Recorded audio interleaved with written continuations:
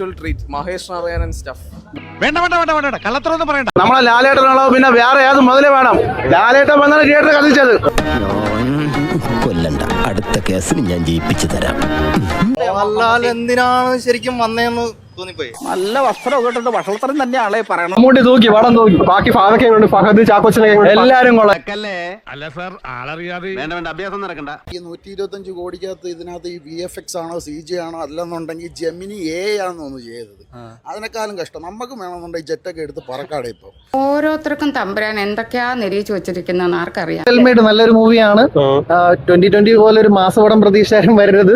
ഇതൊരു നല്ല കഥയിൽ അവർ രണ്ടുപേരും ഒരുമിച്ച് അഭിനയിച്ചു എന്നുള്ളതാണ് പ്രത്യേകത. അല്ലാതെ ആർക്ക് ഇമ്പോർട്ടൻസ് അങ്ങനെ മാസ് എലിമെന്റ്സിനല്ല അവർ ഇമ്പോർട്ടൻസ് കൊടുത്തിരിക്കുന്നത്. ഇപ്പോഴത്തെ തലമുറയ്ക്ക് ഒരു മെസ്സേജ്.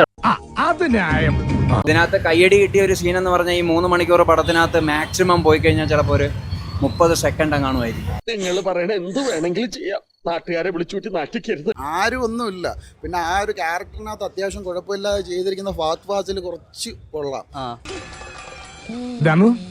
എന്ത് പറ്റിയടാ? ചായ നെറുകന്തലേ കയറി ബ്ലോക്ക് ആയതാ. ഇനി നീ എങ്ങാനും മോഹൻലാലിനെ കൊണ്ടുവന്ന് തേച്ച് ആ ഒരു പരിപാടി. അല്ലാതെ ഇത് മമ്മൂട്ടി മോഹൻലാൽ സമ്പൂർണ്ണ ചിത്രമൊന്നും അല്ല. അല്ല, മമ്മൂട്ടിയുടെ വയ്യായിക്ക് അതൊക്കെ അറിയാം. സ്റ്റണ്ട് സീനിൽ അല്ല, മമ്മൂട്ടി എനിക്ക് തോന്നുന്നു അദ്ദേഹത്തിന് വയ്യാതിരുന്ന സമയത്ത് ആക്ട് ചെയ്ത പടമാണെന്ന് തോന്നുന്നു. ഒരു 10 പേർ ഒരുമിച്ച് വരാമെങ്കിൽ അമ്മാവൻ ഒറ്റ കഴിഞ്ഞു നേരിടും. കരാട്ടെ, ജൂഡോ, കുങ്ഫു, കളരിപ്പേറ്റ് അമ്മാവനാണിടാത്ത ഒറ്റ അഭ്യാസങ്ങൾ ഈ ലോകത്തില്ല. അടിച്ചോ? മോഹൻലാല്. അപ്പൊ ലാലേട്ടനോ? അല്ല മമ്മൂക്കയോ? മമ്മൂക്കിയൊക്കെ ക്യാഷ് രീതിയിലാണ് കാണിച്ചത്. അതിന്റെ ഒരു ഇതുണ്ട്. 2020 ലെവലൊക്കെ ഉണ്ടോ സിനിമ? അത്രയും ഹൈപ്പില്ല.